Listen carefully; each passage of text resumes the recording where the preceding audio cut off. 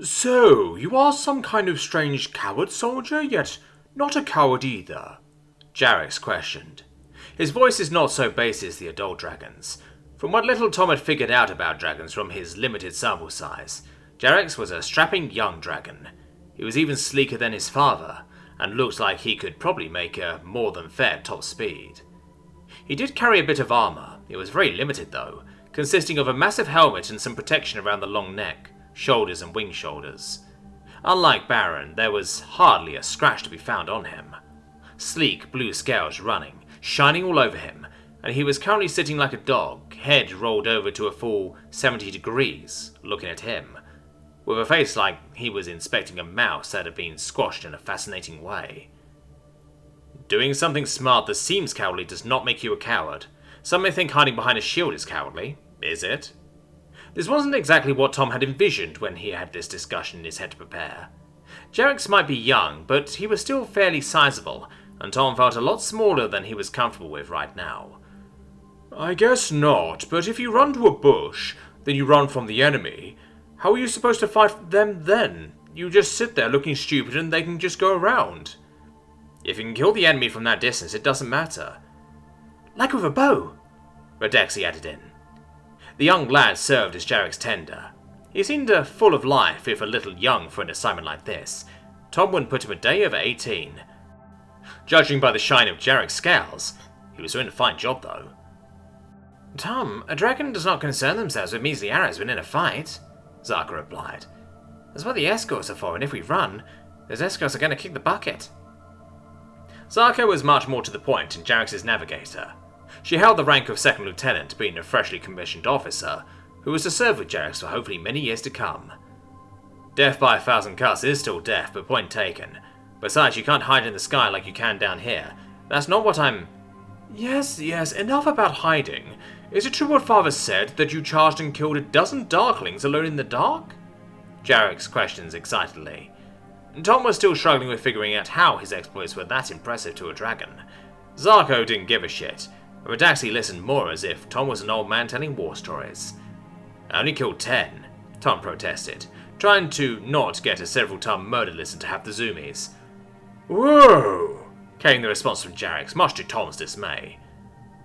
I thought you were the one to kill the Dark Knight as well, Hashor questioned, sounding very interested.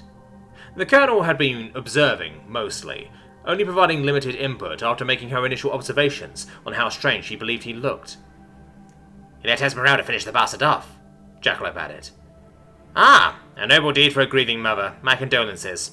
Must ask, though, how you managed that. Oh, you killed him with your fire magic, right? I would have just fried him alive, Jarix interrupted, enthusiasm unfazed, feet tapping like an excited dog, which made the ground shake a little. Tom looked at Jarix for a moment, then to Sapphire, then Hashor. What was the correct response to this? How did you put a dent in his helmet with fire? Surely you would burn through or leave a scorch mark, though fire would normally just cook him alive inside. The Colonel went answering for him. The nonchalant delivery made it sound like she had quite a bit of experience on the subject, so Tom wasn't going to challenge it. I used his magic staff to channel the fire into a shot. He unslung his rifle from his shoulder, presenting it. It's enchanted. He was a genius. May I see it? A short question, seemingly curious yet matter-of-factly. Tom guessed no wasn't really an option. 1 second. He unloaded the rifle before handing it over while under the watchful gaze of Hashor. Thank you. The Colonel replied with clear doubt in her voice. She went about examining the rifle in detail, clearly fascinated by the scope on it. I'm not going to pretend I know what this is. Why does it have a spyglass on it? For when the enemy is far away. Good thing we rolled out the flag in the end, then, the Colonel joked. The Warden didn't want to alert you who we were before arriving. She claimed this keep had fallen already and should be treated as a hostile location, and thus not be given warning. She even reassured us she had received word of Darklings roaming the keep. I'm starting to get tired of her reassurances, though. Sounds to me like she's a lying bitch, Jackalope added, in an uncharacteristically hushed tone. I have orders, though. An investigation is to be carried out and any guilty party prosecuted. I trust there won't be any problems with that. Of course not, Colonel, the Nook replied with a small bow. More like figure out every secret you can and report back, Tom thought to himself. If you find any of my things, please ask before touching. Some may be dangerous or fragile, Tom tried. The last thing he needed right now was a broken piece of valuable equipment. "As long as you do not attempt to hide anything from me, I shall heed your advice," Herschel replied in a harder tone. Tom knew a warning when he heard one. That was Baron. The fucking Baron. And he had come to Bismarcky Keep to look for traitors and corruption? Sapphire had never been in a more conflicting situation between most awesome day ever and most terrifying day ever. Sapphire did believe the Colonel looked a bit perplexed when Tom didn't react to the name. She hadn't clarified for him though, so Sapphire just kept her mouth shut. She had plenty to wonder about, such as how they would react to all of Tom's things. There were still many things which he hadn't even told them about. She just hoped he would cooperate like he said he would. Then there was Jarix.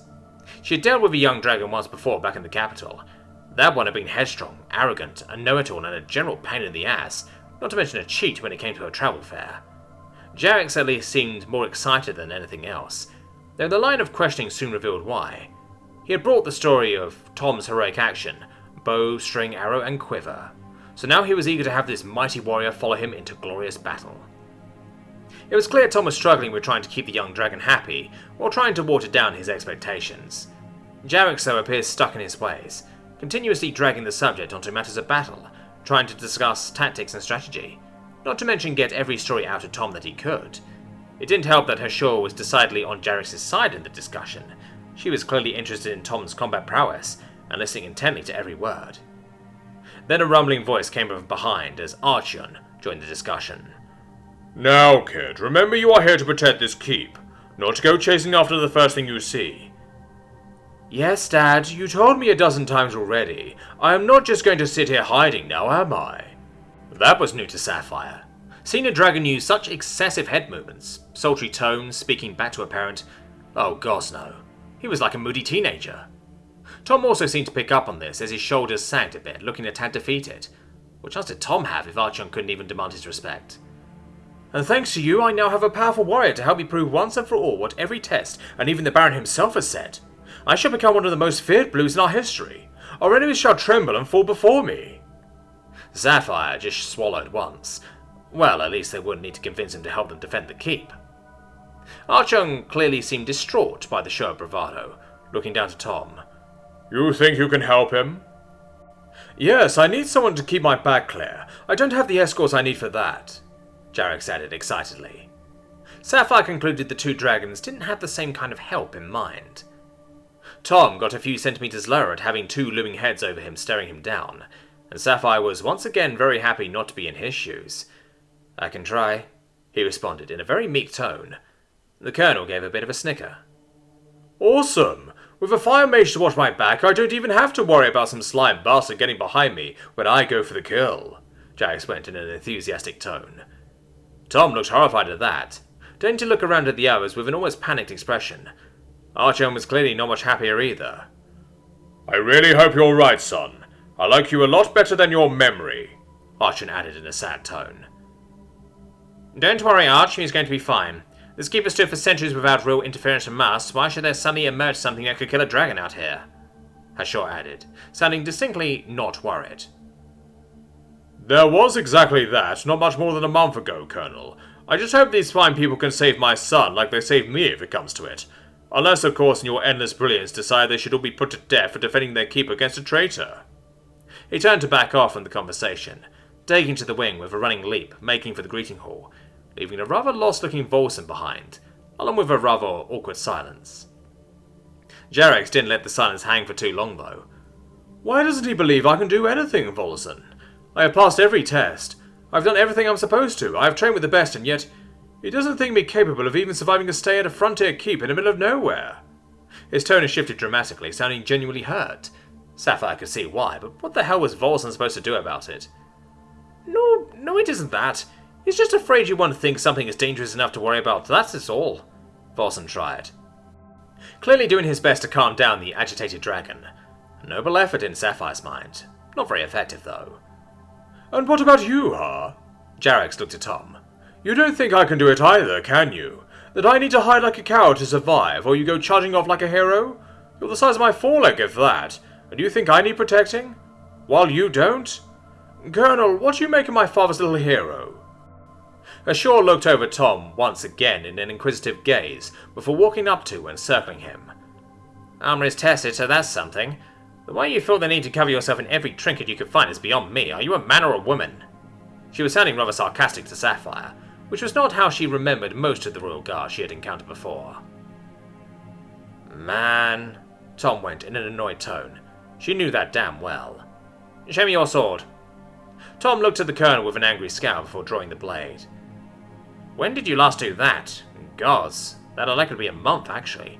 What little sparring practice he got was with the training swords, not his own.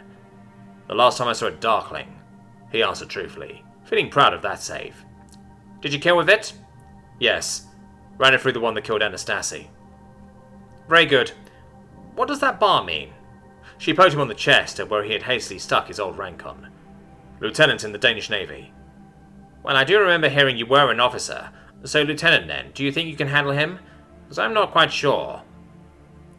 Tom hadn't been having the best day. He had been dressed up, insulted, laughed at, treated as a weird outcast that they didn't even want to admit to having. Now he was being treated as a goddamn collectible by a suicidal teenage dragon. Not to mention being belittled by a colonel who had no fucking clue about who or what he was. Brilliant. Fuck it if he wasn't going to act as some guntoad to try and save Jarix's reckless ass, but he did want a sweet-ass dragon around, not to mention he did seem like a good kid. That and he did seem to quite like Tom, so he took a step forward. Right, so you want to fire mage as your pet then? Well, I'm not it. I will help you only once I'm satisfied you're worthy of fighting alongside. Until then, I'm your teacher. Passing my course will not take muscle or fighting skill. It will take compassion, love, care and brain power. You are a killing machine, a living weapon. But if all you want to do is fight, then that is all you are, and that I will not fight alongside. You're talking very loudly for someone in lightning range. You call me... You don't scare me, kid. I can see your throat from here, and I play with that stuff in your mouth for fun. I saw how your father was harried. Let me assure you, if it weren't for us, you would be an orphan right now. I doubt it, Jarix replied, with an indignant raising of his head. Tom held up a hand with a raised finger. If you let me, though, I will teach you the ways of my people, mainly because I think it would be fucking awesome, not to mention great fun. Jarix looked at Tom with a curious expression at that turn. But you will learn more than war and battle from me. It will be a lesson in life, all of it. But if you like it or not, you have till the children go to bed to decide. The first lesson will be in the Grand Hall tonight. Tom turned to the Colonel before Jarix could respond. She looked a bit curious at the sudden shift in tone. Colonel Horshaw, you and your crew are allowed to join, though spots for dragons may be limited. Your passengers are not welcome. I will be extracting an oath of secrecy from any who attend, including you. You don't get to order me about, soldier. Correct, and neither do you, since I don't serve in your army. It was an offer. Who knows, you might learn something. Harshaw looked at Tom for a second, as if trying to figure out what to say about that. What would a lousy lieutenant who can't even hold a sword have to teach me? I'm a veteran of hundreds of battles. I have fought for decades. Excellent, then it's a while since you learned something, and no, I can't teach you how to hold a sword better, but there is much more to teach than that. The offer is open, and I believe you have a keep to inspect, so we can be done with this corruption nonsense and get on to more important things, because frankly, I don't have time for this. We do indeed. Sergeant Kalinki? She shouted out. One of the 6 standing crew running over. I want these people to sweat for traces of corruption, especially this guy. Taste him if you have to, she went, tapping Tom on the chest. She then walked over to Nanook. What the fuck was that supposed to mean? Taste? Tom wondered, slightly worried. The sergeant apparently had the ability to sense corruption or something, since they used him like a sniffer dog on all of them. Of course, the problem was a few of them had been carrying tainted and cursed artifacts, which he could apparently smell. With some more arguing, it was decided that they would go nowhere near the artifacts and be screened again tomorrow. Tom was pleasantly surprised to learn he was in fact clean somehow. The bitch had rejoined, apparently figuring out they were back to investigating. She, of course, attempted to make use of the situation, accusing those with a hint of taint to them of being traitors and in league with the enemy. The Colonel shut her up, though, with a threat of leaving her on a barren rock, if she didn't fix her tone. Following that, the sweep of the keep had proceeded without further delay. They went through everything and did so thoroughly. They hadn't even gone halfway done by the time Dakota, Esmeralda and Fengi returned, to the shock of finding their keep basically in the middle of a police raid, with the army out front.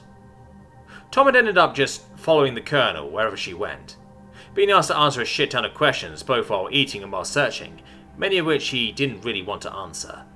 Like why they had a distinctly unsafe amount of flash powder and blitz gel, and many odd bits of machinery. One of the officers even recognized the distillery for what it was, prompting even more questions. At least they hadn't asked about the funny crops or most of his electronics, since they were apparently boring. He did end up spending 5 minutes demonstrating the zipper to them, though. The other royal guards were clearly impressed by many of Tom's more showy things, such as flashlights. Ashore, though, appeared unfazed by most things. She was, in fact, mostly interested in Tom's weapons and Sapphire's new bow. The books had been a major sticking point, too. "Well, where might we find one who can read this English, then?" Ashore questioned. Clearly pissed she was looking at a stack of books with only Tom's word for what was in them. "I'm all you've got," Tom replied with a smug smile. "Besides, wouldn't you be able to sense if they were, tainted or corrupted?" "In theory, yes.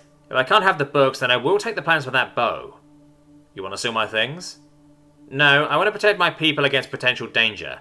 And those books are a potential danger, so I will trade more protection for less fret." "Oh, you little big bastard." He could hardly refuse that. He had wanted to use the bow design as a bargaining chip later, though. "We'll discuss that later. In the meantime, just sniff the books, will you?" "Sergeant, more work for you," Ashore responded with a slight smile. When they found the quad bike, though even the seemingly unbothered Ashore stood speechless, they all fell for the fact it was in fact an enchanted item, like the Dragonettes had originally believed. Even the bitch was actually silent at that. From what Sapphire and the others had told him, the quad bike would likely be worth thousands, if not tens of thousands of gold, if it had been an actual enchanted item. "How did you acquire this?" Ashore questioned, still slightly awestruck. "It was given as a gift to me for my service." That was another lie, but she didn't look like she was paying much attention to him at the moment. "I've never seen anything like it." "Yes, it's quite something for a lowly lieutenant to own. It's fast too and can pull a heavy trailer. It can even plough." "You would use it for farm work?" "Of course. It is mine and I do what I want with it. It has lights too." Fuck yeah, Tom thought to himself. Even she was more concerned with the marvels they were seeing than asking pointed questions. Perfect. They had finished the inspection just before the kids were to be sent off to sleep. In other words, the deadline was up. He made his way to the greeting hall to find the two blues arguing. Not that he needed to go to the hall to hear that, of course. It had been a pretty much constant back noise for a while, and they clearly were not making much headway. He walked in pretending not to have heard them. "So, Jarix made a decision yet?" The young dragon turned to face him, not looking too pleased, having just come out of an unfinished argument. "If you expect me to pledge myself to you, then no, but I would like to attend your lesson and keep my mouth shut." Tom looked at him with a bit of a strained expression. Could have been better, could have been worse. It would seem his hero status had taken a hit. "Very well. Same rules as the others. Archon, I don't know if you can both get your head through." "It's fine, Tom. Besides, Baron might want a little company too, sitting down there with those terrible people." Tom did his best to nod sagely. "You do you. I'll need a short while to get ready. The others are getting the chairs ready." He just hoped none of them was going to attack the wall or something.